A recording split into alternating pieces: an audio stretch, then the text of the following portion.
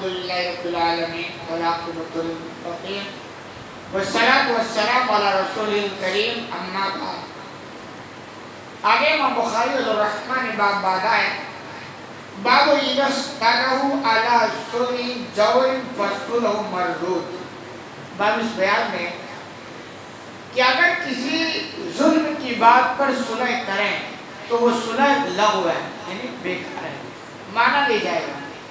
کہنا چاہتے ہیں دو آدمیوں کے درمیان جھگڑا ہو تو صلح کرانا چاہیے، کوشش کرنی چاہیے، بڑی اچھی بات ہے۔ لیکن اگر وہ صلح اسلام کا جو قانون ہے، جو اصول ہے، اس کے خلاف ہو رہی ہے، اس کی دھجیوں کو بکھیرتے ہوئے ہو رہی ہے، تو پھر صلح کا اعتبار شریعت میں نہیں ہوگا۔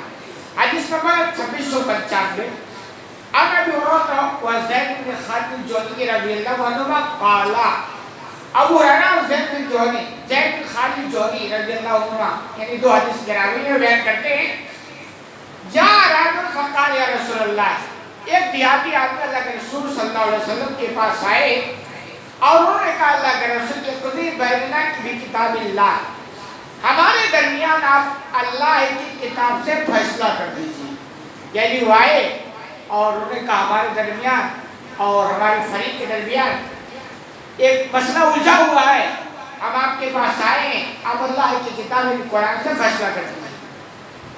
فقام خصمہ فقال صدقہ، ان کا جو فریق تھا یعنی جن سے ان کا جھگڑا تھا وہ بھی سامنے آیا تھا، اس نے کہا انہوں نے سچ کہا ہے، اور یہ قضی بیننا بکتاب اللہ، آپ ہمارے درمیان اللہ کی کتاب سے فیصلہ کر دیجیے۔ یعنی دونوں آئے، جس سے دونوں کا آپس میں جھگڑا تھا وہ دونوں چل کر آئے آپ صلی اللہ علیہ وسلم کے پاس اور کہا کہ آپ ہمارے درمیان اللہ کی کتاب سے فیصلہ کر دیجیے۔ یہ بہت بڑی بات ہے۔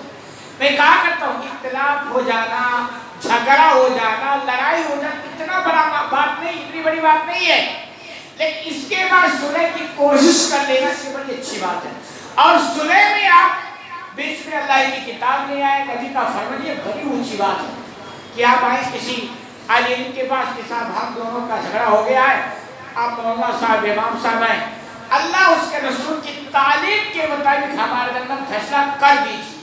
یہ بڑی ایمان، بہت ہائی لیول کا ایمان ہو جائے گا اگر ایسا ہو جائے۔ اپنا جو تجربہ تقریباً 14 سال تک کوئی برداشت نہیں ہے کہ دونوں آئے ہوں کہ صاحب مولانا صاحب ہمارے دونوں کے درمیان جھگڑا ہوا ہے۔ جھگڑے تو ہوتے رہتے ہیں نا، ایسا تو نہیں بہت اچھے لوگ مارکیٹ میں جھگڑے نہیں ہو رہے۔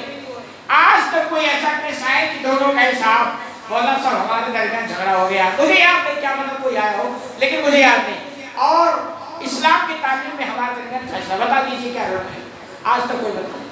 ہاں یہ تو ضرور سنیں کہ دو کا پھڈا ہوا اور ایک تو سمجھا کہ اگر شریعت سے فیصلہ نہ تو ہمارے فیور میں ہو جائے، وہ ضرور کہا کہ میں نے کہا امام صاحب چلو فیصلہ لے لیتے ہیں، لیکن بندہ تیار نہیں ہوا۔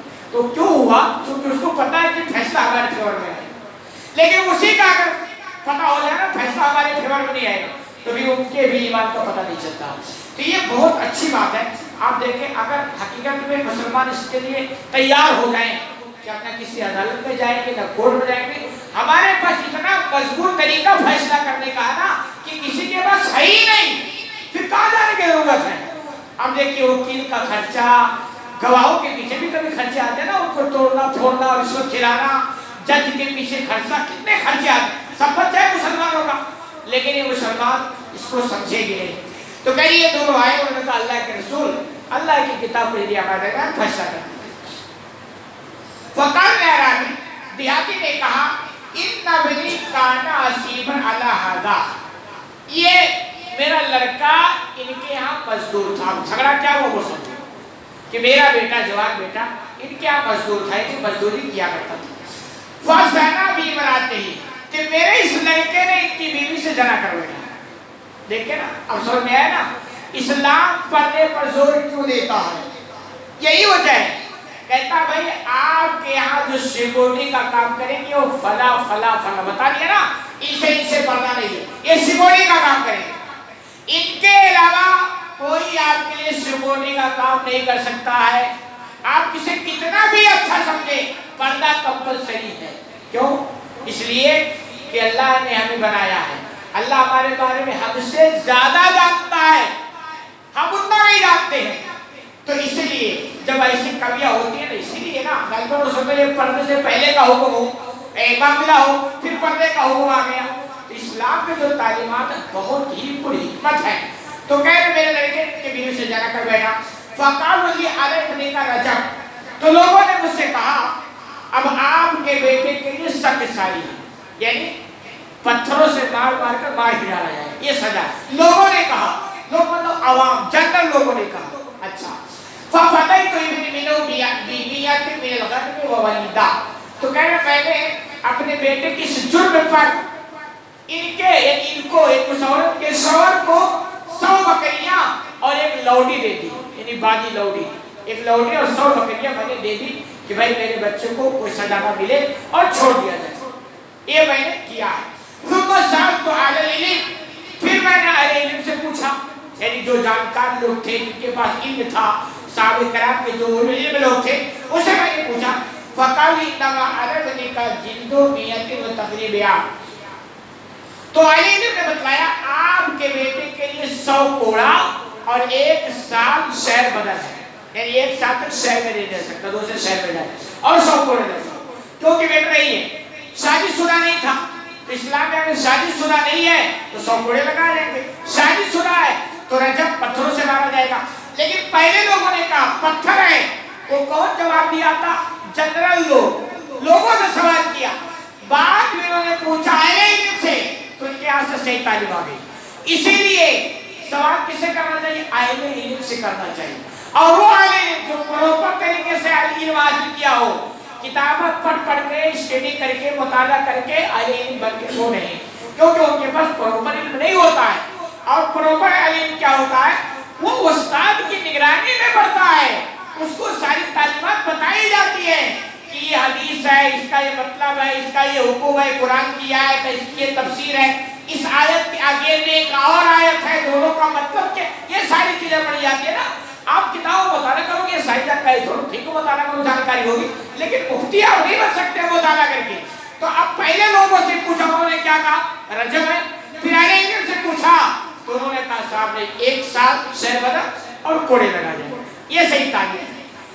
कह रहे फ़क़ाल नबी सल्लल्लाहु अलैहि वसल्लम, तो नबी करीम सल्लल्लाहु अलैहि वसल्लम ने फरमाया, यानी ये सारा मामला नबी के सामने आया ना, लौ कुदियतना बैनकुमा बिकिताबिल्लाह, मैं जरूर तुम्हारे दरमियान अल्लाह की किताब से फैसला करूंगा। कि मेरे पास बैठ रहा है यार, जाहिर सी बात है, अल्लाह की किताब है और इसी से फैसला करेंगे। अम्मल वलीदतु वल गन्मु फरदु अलैक, बहरहाल वो बादी और 100 बकरियां जो तुमने इनको दिए ये लौटाई जाए। ये फैसला नहीं है कि कोई ज़ना कर बैठे अब उसको राजी करने के लिए आप 100 बकरियां दे देंगे और बादी दे देंगे और दे देंगे और सारे पैसे, ये सही फैसला नहीं है। वालद ने कहा जिंदो मियाती आपके बेटे पर 100 कोड़े और 1 साल शहर बदल।